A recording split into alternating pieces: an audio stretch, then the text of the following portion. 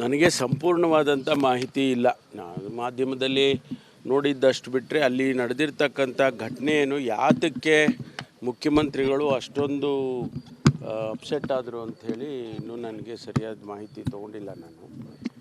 ಅನಂತರ ಅದಕ್ಕೆ ಪ್ರತಿಕ್ರಿಯೆ ಮಾಡ್ತೇನೆ. ಅಲ್ಲಿ ಒಂದು ಪ್ರಿಲಿಮಿನರಿಯಾಗಿ ನನಗೆ ಬಂದಿರತಕ್ಕಂಥ ಮಾಹಿತಿ ಏನಪ್ಪ ಅಂತ ಹೇಳಿದರೆ, ಅಲ್ಲಿ ಒಂದು 5-6 ಜನ ಭಾರತೀಯ ಜನತಾ ಪಾರ್ಟಿಯ ಮಹಿಳಾ ಮೋರ್ಚಾದವರು ಕಾಂಗ್ರೆಸ್ಸಿನ ಶಾಲ್ಗಳು ಹಾಕ್ಕೊಂಡು ಒಳಗಡೆ ಬಂದರು. ಆನಂತರ ಎಲ್ಲರೂ ಮಾತಾಡುವಾಗ ಅವರೇನು ಮಾತಾಡಿಲ್ಲ. ಮುಖ್ಯಮಂತ್ರಿಗಳು ಮಾತಾಡುವಾಗ ಮಾತ್ರ ಅವರು ಬ್ಲ್ಯಾಕ್ ಫ್ಲ್ಯಾಗು ಡೆಮಾನ್ಸ್ಟ್ರೇಟ್ ಮಾಡಿದರು ಅಂತಕ್ಕಂಥದ್ದು ವಿಚಾರ. ಅದಕ್ಕೆ ಲ್ಯಾಪ್ಸಸ್ಸು ಇಲಾಖೆಯಿಂದ ಆಗಿದೆಯಾ ಏನು ಅದನ್ನೆಲ್ಲ ನಾನು ಮಾಹಿತಿ ಕೊಡೋದಕ್ಕೆ ನಮ್ಮ ADG ಎಲ್ಲಂಡು ಹೋಗಿ ಹೇಳಿದ್ದೇನೆ. ಅದು ಬಂದ ಮೇಲೆ ನಾನು ರಿಯಾಕ್ಟ್ ಮಾಡ್ತೀನಿ. ಅಲ್ಲಿವರೆಗೂ ನಾನು ರಿಯಾಕ್ಟ್ ಮಾಡೋದಿಲ್ಲ. ಜಮ್ಮು ಕಾಶ್ಮೀರದಲ್ಲಿ ಪಹಲ್ಗಾಮ್ನಲ್ಲಿ ಭದ್ರತಾ ವೈಫಲ್ಯ ಅಂತ ನೀವು ಹೇಳ್ತೀರಾ, ನಿಮ್ಮದೇ ಕಾರ್ಯಕ್ರಮದಲ್ಲಿ ನಿಮ್ಮ ಕಣ್ಮುಂದೆ ಭದ್ರತಾ ವೈಫಲ್ಯ ಆಗಿದೆ, ಇದಕ್ಕೇನಂತೀರ? ಅಲ್ಲ, ಭದ್ರತಾ ವೈಫಲ್ಯ ಅಂದರೆ ಇವರು ಕಾಂಗ್ರೆಸ್ ಶಾಲೆ ಹಾಕೊಂಡು ಬಂದರು, BJP ಶಾಲೆ ಹಾಕ್ಕೊಂಬರ್ಬೋದಾಗಿತ್ತಲ್ಲ. BJP ಶಾಲೆ ಹಾಕ್ಕೊಂಡು ಬಂದಿದ್ದರೆ ಅವಾಗ ಗೊತ್ತಾಗೋದು ವೈಫಲ್ಯನಾ ಅಥವಾ ಏನು ಅಂತೇಳಿ.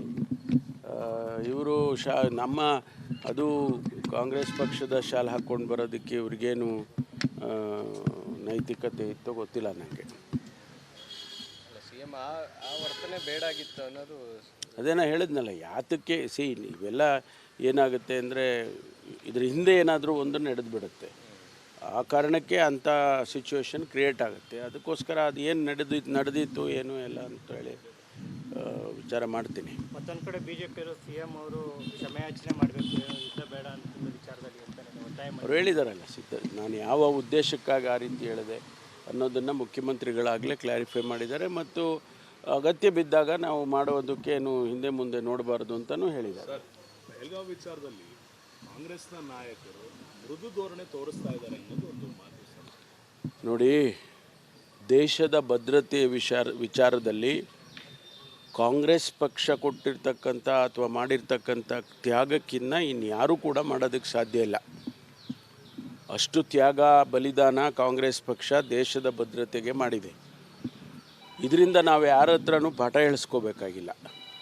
ಅದಕ್ಕೋಸ್ಕರ ಕಾಂಗ್ರೆಸ್ನವರು ಮೃದು ಧೋರಣೆ ತೋರಿಸ್ತಾರೆ ಅಂತ ಹೇಳಿದರೆ ನಾವು ಹಾಗಾದರೆ ಅಭದ್ರತೆ ಇರಲಿ ಅಂತ ಬಿಟ್ಬಿಡ್ತೀವ. ನಾವು ದೇಶದ ಭದ್ರತೆಯನ್ನು ಕಾಪಾಡ್ತಕ್ಕಂಥದ್ದು ನಮ್ಮೆಲ್ಲರ ಜವಾಬ್ದಾರಿ ಇದೆ.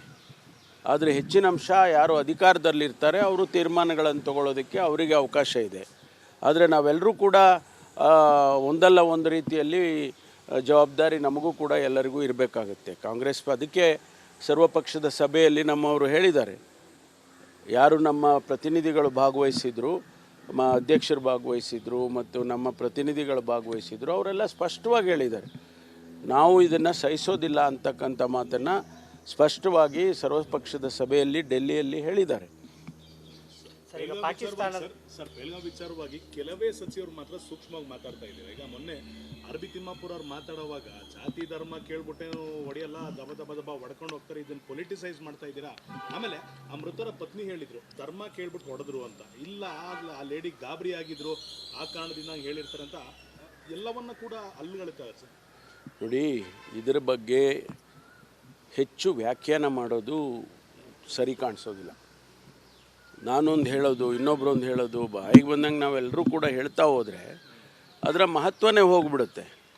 ಅದಕ್ಕೆ ನಾವು ಯಾರೂ ಕೂಡ ಇದರ ಬಗ್ಗೆ ಹೆಚ್ಚು ಪ್ರತಿಕ್ರಿಯೆ ಮಾಡೋದು ಸೂಕ್ತ ಅಲ್ಲ ಅಂತ ನನಗನ್ಸುತ್ತೆ. ಅಲ್ಲ, ಹೈಕಮಾಂಡ್ ಕೂಡ ಅದಕ್ಕೆ ಎಲ್ರಿಗೂ ವಾರ್ನ್ ಮಾಡಿದೆ ಅಂತಲ್ಲ ಸರ್, ಯಾರು ಮನಸ್ಸು ಇಚ್ಛೆ ಮಾತಾಡಬೇಡಿ ವಿಚಾರದಲ್ಲಿ ಅಂತ.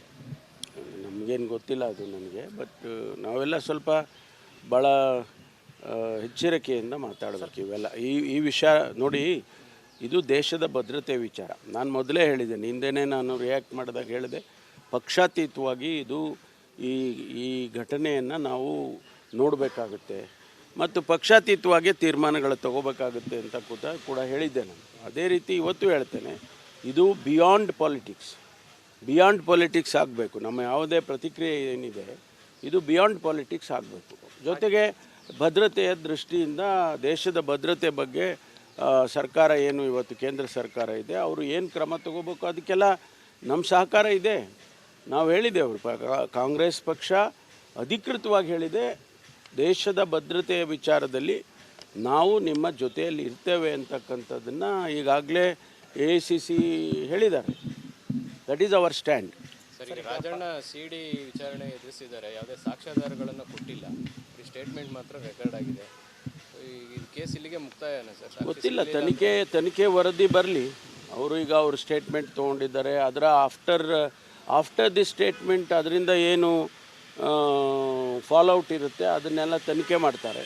ಮಾಡಿದ ಮೇಲೆ ವರದಿ ಬಂದ ನಂತರ ನಾವು ತೀರ್ಮಾನ ಮಾಡ್ತಾರೆ. ಸರ್, ಈಗ ಪಾಕಿಸ್ತಾನದ ಪ್ರಜೆಗಳು ಗಡುವು ಮುಗಿದಿದೆ ನನಗೆ ಹೋಗ್ಲಿಕ್ಕೆ. ರಾಜ್ಯದಲ್ಲಿ ಎಷ್ಟು ಜನ ಇದ್ದರು, ಎಷ್ಟು ಜನ ಸಿಕ್ಕಿದ್ದಾರೆ, ಉಳ್ಕೊಂಡಿರೋರಿಗೆ ಯಾವ ರೀತಿ ಒಂದು ಇಲ್ಲ, ನಿಮಗೆ ಈಗಾಗಲೇ ಮಾಹಿತಿ ಸಿಕ್ಕಿರಬೇಕು. ಇಡೀ ದೇಶದಲ್ಲೇ 400 ಜನ 800 ಜನ ಹೋಗಿದ್ದಾರೆ, ಈಗ ಕಳಿಸಿದ್ದಾರೆ ವಾಪಸ್ಸು. ಇನ್ನೂ ಕೆಲವ್ರನ್ನ ಲಾಂಗ್ ಟರ್ಮ್ ವೀಸಾ ಕೊಟ್ಟಿರೋರಿಗೆ, ಮದುವೆ ಆಗಿ ಇಲ್ಲಿ ಸೆಟ್ಲ್ ಆಗಿರೋರಿಗೆ ಅವರೇ ಎಕ್ಸಂಪ್ಷನ್ ಕೊಟ್ಟಿದ್ದಾರೆ. ಗೌರ್ಮೆಂಟ್ ಆಫ್ ಇಂಡಿಯಾನೇ ಕೊಟ್ಟಿದೆ. ಅದು ಬಿಟ್ಟು ಎಲ್ಲರನ್ನೂ ನಾವು ಕಳಿಸ್ತಕ್ಕಂಥ ಕೆಲಸವನ್ನು ಮಾಡಿದ್ದೇವೆ. ನನಗೆ ಸಂಪೂರ್ಣವಾದಂಥ ಮಾಹಿತಿ ಇಲ್ಲ. ನಾನು ಮಾಧ್ಯಮದಲ್ಲಿ ನೋಡಿದ್ದಷ್ಟು ಬಿಟ್ಟರೆ ಅಲ್ಲಿ ನಡೆದಿರ್ತಕ್ಕಂಥ ಘಟನೆ ಏನು, ಯಾತಕ್ಕೆ ಮುಖ್ಯಮಂತ್ರಿಗಳು ಅಷ್ಟೊಂದು ಅಪ್ಸೆಟ್ ಆದರು ಅಂಥೇಳಿ ಇನ್ನೂ ನನಗೆ ಸರಿಯಾದ ಮಾಹಿತಿ ತೊಗೊಂಡಿಲ್ಲ ನಾನು. ಅನಂತರ ಅದಕ್ಕೆ ಪ್ರತಿಕ್ರಿಯೆ ಮಾಡ್ತೇನೆ. ಅಲ್ಲಿ ಒಂದು ಪ್ರಿಲಿಮಿನರಿಯಾಗಿ ನನಗೆ ಬಂದಿರತಕ್ಕಂಥ ಮಾಹಿತಿ ಏನಪ್ಪ ಅಂತ ಹೇಳಿದರೆ, ಅಲ್ಲಿ ಒಂದು 5-6 ಜನ ಭಾರತೀಯ ಜನತಾ ಪಾರ್ಟಿಯ ಮಹಿಳಾ ಮೋರ್ಚಾದವರು ಕಾಂಗ್ರೆಸ್ಸಿನ ಶಾಲ್ಗಳು ಹಾಕ್ಕೊಂಡು ಒಳಗಡೆ ಬಂದರು. ಆನಂತರ ಎಲ್ಲರೂ ಮಾತಾಡುವಾಗ ಅವರೇನು ಮಾತಾಡಿಲ್ಲ. ಮುಖ್ಯಮಂತ್ರಿಗಳು ಮಾತಾಡುವಾಗ ಮಾತ್ರ ಅವರು ಬ್ಲ್ಯಾಕ್ ಫ್ಲ್ಯಾಗು ಡೆಮಾನ್ಸ್ಟ್ರೇಟ್ ಮಾಡಿದರು ಅಂತಕ್ಕಂಥದ್ದು ವಿಚಾರ. ಅದಕ್ಕೆ ಲ್ಯಾಪ್ಸಸ್ಸು ಇಲಾಖೆಯಿಂದ ಆಗಿದೆಯಾ ಏನು ಅದನ್ನೆಲ್ಲ ನಾನು ಮಾಹಿತಿ ಕೊಡೋದಕ್ಕೆ ನಮ್ಮ ADG ಎಲ್ಲಂಡು ಹೋಗಿ ಹೇಳಿದ್ದೇನೆ. ಅದು ಬಂದ ಮೇಲೆ ನಾನು ರಿಯಾಕ್ಟ್ ಮಾಡ್ತೀನಿ, ಅಲ್ಲಿವರೆಗೂ ನಾನು ರಿಯಾಕ್ಟ್ ಮಾಡೋದಿಲ್ಲ. ಟೀಕೆ ಮಾಡ್ತಾ ಇರೋಂಥದ್ದು ಜಮ್ಮು ಕಾಶ್ಮೀರದಲ್ಲಿ ಪಹಲ್ಗಾಮ್ನಲ್ಲಿ ಭದ್ರತಾ ವೈಫಲ್ಯ ಅಂತ ನೀವು ಹೇಳ್ತೀರಾ. ನಿಮ್ಮದೇ ಕಾರ್ಯಕ್ರಮದಲ್ಲಿ ನಿಮ್ಮ ಕಣ್ಮುಂದೆನೇ ಭದ್ರತಾ ವೈಫಲ್ಯ ಆಗಿದೆ, ಇದಕ್ಕೇನಂತೀರ? ಎಲ್ಲ ಭದ್ರತಾ ವೈಫಲ್ಯ ಅಂದರೆ ಇವರು ಕಾಂಗ್ರೆಸ್ ಶಾಲೆ ಹಾಕೊಂಡು ಬಂದರು, BJP ಶಾಲೆ ಹಾಕ್ಕೊಂಬರ್ಬೋದಾಗಿತ್ತಲ್ಲ. BJP ಶಾಲೆ ಹಾಕ್ಕೊಂಡು ಬಂದಿದ್ದರೆ ಅವಾಗ ಗೊತ್ತಾಗೋದು ವೈಫಲ್ಯನ ಅಥವಾ ಏನು ಅಂತೇಳಿ. ಇವರು ನಮ್ಮ ಅದು ಕಾಂಗ್ರೆಸ್ ಪಕ್ಷದ ಶಾಲೆ ಹಾಕ್ಕೊಂಡು ಬರೋದಕ್ಕೆ ಇವ್ರಿಗೇನು ನೈತಿಕತೆ ಇತ್ತೋ ಗೊತ್ತಿಲ್ಲ ನನಗೆ. CM ಆ ವರ್ತನೆ ಬೇಡಾಗಿತ್ತು ಅನ್ನೋದು ಅದೇನೋ ಹೇಳಿದ್ನಲ್ಲ, ಯಾತಕ್ಕೆ ಇವೆಲ್ಲ ಏನಾಗುತ್ತೆ ಅಂದರೆ ಇದ್ರ ಹಿಂದೆ ಏನಾದರೂ ಒಂದು ನಡೆದು ಬಿಡುತ್ತೆ.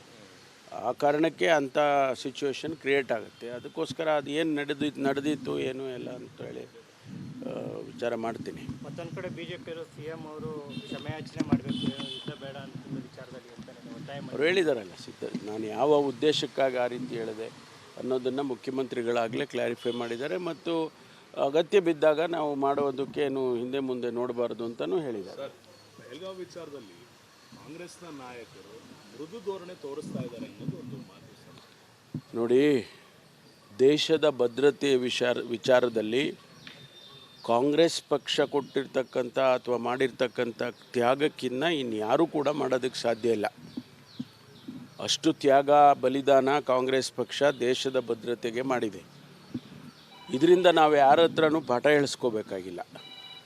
ಅದಕ್ಕೋಸ್ಕರ ಕಾಂಗ್ರೆಸ್ನವರು ಮೃದು ಧೋರಣೆ ತೋರಿಸ್ತಾರೆ ಅಂತ ಹೇಳಿದರೆ ನಾವು ಹಾಗಾದರೆ ಅಭದ್ರತೆ ಇರಲಿ ಅಂತ ಬಿಟ್ಬಿಡ್ತೀವ. ನಾವು ದೇಶದ ಭದ್ರತೆಯನ್ನು ಕಾಪಾಡ್ತಕ್ಕಂಥದ್ದು ನಮ್ಮೆಲ್ಲರ ಜವಾಬ್ದಾರಿ ಇದೆ. ಆದರೆ ಹೆಚ್ಚಿನ ಅಂಶ ಯಾರು ಅಧಿಕಾರದಲ್ಲಿರ್ತಾರೆ ಅವರು ತೀರ್ಮಾನಗಳನ್ನು ತಗೊಳ್ಳೋದಕ್ಕೆ ಅವರಿಗೆ ಅವಕಾಶ ಇದೆ. ಆದರೆ ನಾವೆಲ್ಲರೂ ಕೂಡ ಒಂದಲ್ಲ ಒಂದು ರೀತಿಯಲ್ಲಿ ಜವಾಬ್ದಾರಿ ನಮಗೂ ಕೂಡ ಎಲ್ಲರಿಗೂ ಇರಬೇಕಾಗುತ್ತೆ. ಕಾಂಗ್ರೆಸ್ ಅದಕ್ಕೆ ಸರ್ವಪಕ್ಷದ ಸಭೆಯಲ್ಲಿ ನಮ್ಮವರು ಹೇಳಿದ್ದಾರೆ, ಯಾರು ನಮ್ಮ ಪ್ರತಿನಿಧಿಗಳು ಭಾಗವಹಿಸಿದರು, ಅಧ್ಯಕ್ಷರು ಭಾಗವಹಿಸಿದರು ಮತ್ತು ನಮ್ಮ ಪ್ರತಿನಿಧಿಗಳು ಭಾಗವಹಿಸಿದರು, ಅವರೆಲ್ಲ ಸ್ಪಷ್ಟವಾಗಿ ಹೇಳಿದ್ದಾರೆ, ನಾವು ಇದನ್ನು ಸಹಿಸೋದಿಲ್ಲ ಅಂತಕ್ಕಂಥ ಮಾತನ್ನು ಸ್ಪಷ್ಟವಾಗಿ ಸರ್ವಪಕ್ಷದ ಸಭೆಯಲ್ಲಿ ಡೆಲ್ಲಿಯಲ್ಲಿ ಹೇಳಿದ್ದಾರೆ. ಸರ್, ಬೆಳಗಾವಿ ವಿಚಾರವಾಗಿ ಕೆಲವೇ ಸಚಿವರು ಮಾತ್ರ ಸೂಕ್ಷ್ಮವಾಗಿ ಮಾತಾಡ್ತಾ ಇದ್ದಾರೆ. ಈಗ ಮೊನ್ನೆ ಅರ್ಬಿ ತಿಮ್ಮಾಪುರ ಅವ್ರು ಮಾತಾಡುವಾಗ ಜಾತಿ ಧರ್ಮ ಕೇಳ್ಬಿಟ್ಟೇನು ಹೊಡೆಯಲ್ಲ, ದಬ ಹೊಡ್ಕೊಂಡು ಹೋಗ್ತಾರೆ, ಇದನ್ನು ಪೊಲಿಟಿಸೈಸ್ ಮಾಡ್ತಾ ಇದ್ದೀರಾ. ಆಮೇಲೆ ಆ ಮೃತರ ಪತ್ನಿ ಹೇಳಿದ್ರು ಧರ್ಮ ಕೇಳ್ಬಿಟ್ಟು ಹೊಡೆದ್ರು ಅಂತ. ಇಲ್ಲ, ಆ ಲೇಡಿ ಗಾಬರಿ ಆಗಿದ್ರು, ಆ ಕಾರಣದಿಂದ ಹೇಳಿರ್ತಾರೆ ಅಂತ ಎಲ್ಲವನ್ನ ಕೂಡ ಅಲ್ಲುಗಳ್ತಾರೆ ಸರ್. ನೋಡಿ, ಇದರ ಬಗ್ಗೆ ಹೆಚ್ಚು ವ್ಯಾಖ್ಯಾನ ಮಾಡೋದು ಸರಿ ಕಾಣಿಸೋದಿಲ್ಲ.